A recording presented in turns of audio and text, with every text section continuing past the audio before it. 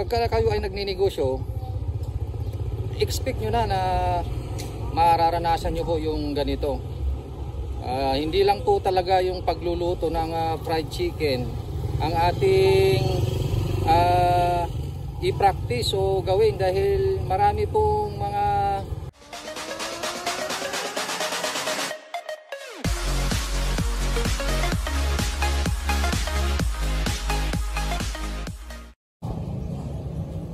Yo, what's up mga kalakaay?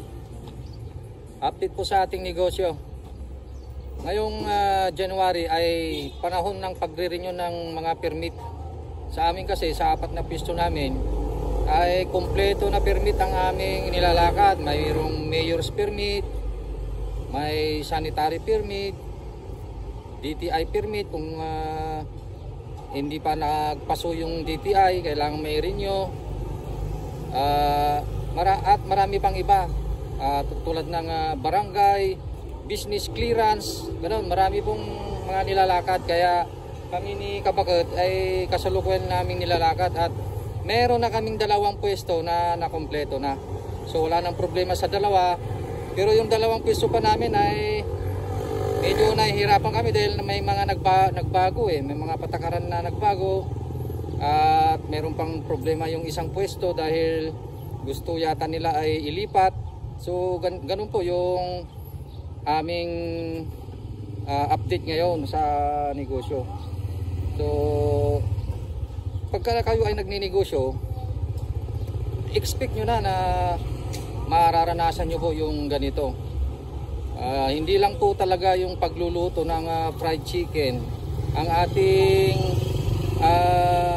i-practice o gawin, dahil marami pong mga isinaalang-alang ang negosyo, hindi lang sa pagluluto. Of course, kailangan masarap, malasa ang fried chicken, pero yung pagmamanage ng ating negosyo ay kailangan po yun. Ganon din po yung magandang pwesto, yung paghanap ng mapagkakatiwalaang vendor o tao natin, ay talaga pong magkakasama yan. Kaya kung yung pagluluto lang ng fried chicken ang ating alam, ay hindi po sapat. Kaya hindi po porket alam natin magluto ng fried chicken, sabak na sa negosyo. Kailangan pag-aralan mo rin kung paano natin i-manage, paano natin pinapaikot yung ating mga puhunan. Kailangan natin i-produce yung mga dapat kailangan na mga stocks natin. So marami pang iba. So kung kayo po ay nagninegosyo, kailangan nyo po na i-practice yung sistema ng negosyo. Hindi porket na nagluto ka na ibebenta mo na. So marami pong kailangan talaga. Ngayon, kung gusto po ninyo na kami po ay makatulong po sa inyo tungkol sa inyong pagninegosyo, ay iniaalok namin yung aming 1K package. Kompleto na po yun. Pwede kayong magtanong. Lifetime po yung membership po dito. Marami na po kaming mga naging member na maganda na po yung kalagayan ng kanilang negosyo, mga kalakay. Kaya kung ako po sa inyo at gusto nyong magnegosyo, ay welcome po kayo dito sa Calpo Fried Chicken at iba pa. Kung gusto nyo ng 1K package ay mas maganda po, dahil direkta po na ituturo po namin sa inyo ang dapat nyong gawin, at makapagtatanong po kayo ng kahit anong tanong tungkol sa negosyo. Sinasagot namin po yon ayon po sa experience po namin, mga kalakay. Sa mahigit 15 years na po naming pagninegosyo ng fried chicken business, ay iyon po yung aming isasagot. Wala na kaming ibang isasagot kundi yung mga naging karanasan po namin. Ayan. So ang init, grabe ang init. Nilalakad namin ngayon yung isa naming pwesto dyan sa kabilang bayan. Hindi pa namin tapos yung sa may sanitary permit, dahil marami pang ipapasa yung aking vendor. Kailangan yung stall, kailangan yung tawag doon, yung ihi, yung dugo, ay kinukuha po lahat x-ray, yung chest x-ray. Yan. So, mamaya kukunin namin yung results. So, yan po yung update. Salamat po sa inyong laging pagsubaybay sa ating channel, Calpo TV. Sana ay lagi kayong sumabaybay, lalo na po yung mga kalakay natin na nagninegosyo ng fried chicken at may balak na magnegosyo. Dito po tayo mga kalakay. Ayan, ito po yung bago nating sasakyan. Tignan po natin. Para po sa inyo ay i-take a look natin ng paikot. Ayan na po mga kalakay. Nandun po si Kabakot. Ayan. Hello. Kumusta ka dyan? Wala, busog ako eh. Yan, katapos lang niyang kumain eh. Up. Tingnan po ninyo ito oh. Yan oh. For performance. Pagpasok mo dito sa loob eh, makikita mo yan. Yan. Okay. Ikot lang po natin.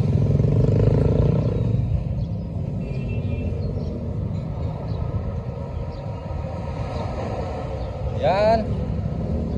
Alright. Alam nyo po, siguro po, biglang tumunog yung kampana. Alas 12 na po, alas 12 ng tanghali.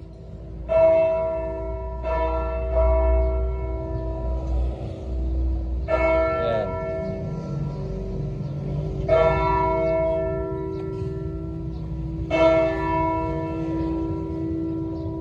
Ayan, napaikot na natin. After 2 days or 3 days ay mayroon pong magbabago po rito. Ayan, kaya abangan po natin. Mayroon pong magbabago dito sa ating sasakyan. I-upgrade din natin. Alright, tara na.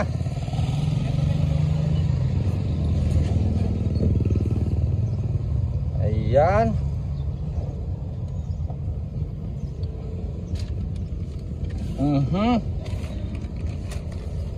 Okay, alam nyo, hindi na kailangan na susi-susi yan eh, dahil automatic na po ito eh. Ayan. Pick up. Pinus ko sa paa yung brake nya. Tsaka ko ipo-push din po itong ayan, push button. Ayaw, umandar mga kalakay. So push button po siya. Ayan. Aircon. Okay. Biglang lumamig. Yeah. Ito po, tingnan po niyo itong ano, manibela. Oh, yan. May naka-engrave na Raptor. Oh, dito oh, Raptor.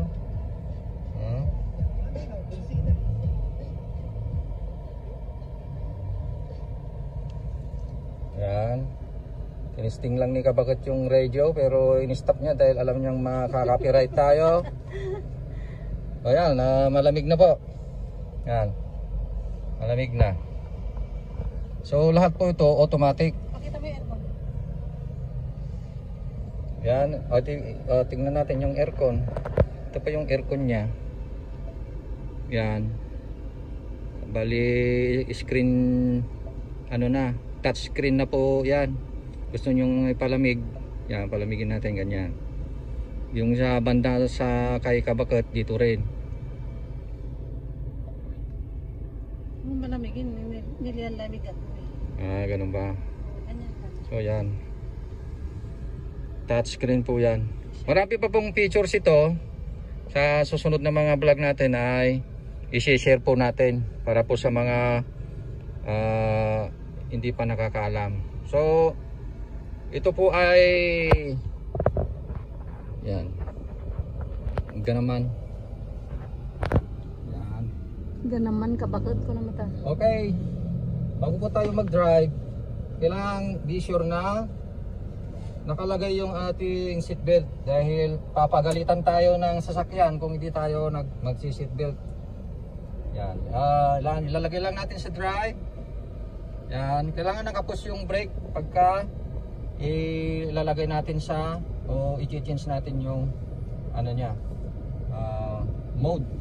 So drive natin nilalagay para mag-drive na tayo. At tanggalin natin yung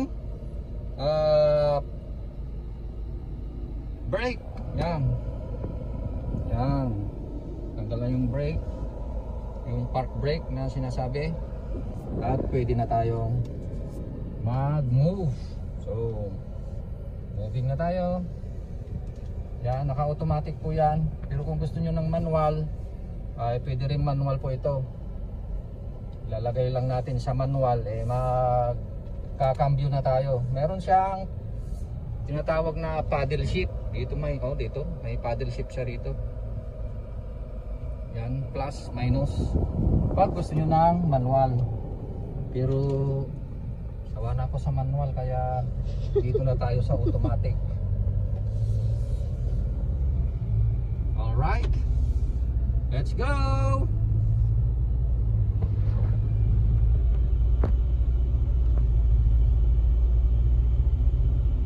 Hanggang, grabe. Super gaan. Wala siyang maramdamang lubak. Kahit lubak-lubak hindi mo halos maramdaman yung lubak-lubak. Nasubukan ko na to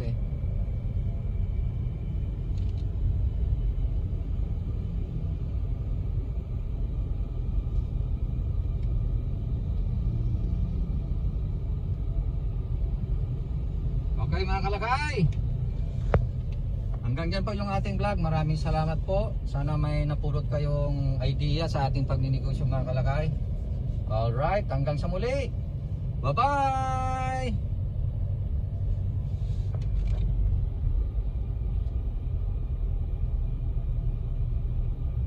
Mga kalakay, available na po sa Shopee ang ating Calpos merchandise. Available na po ang marinated mix at ang ating breeding mix.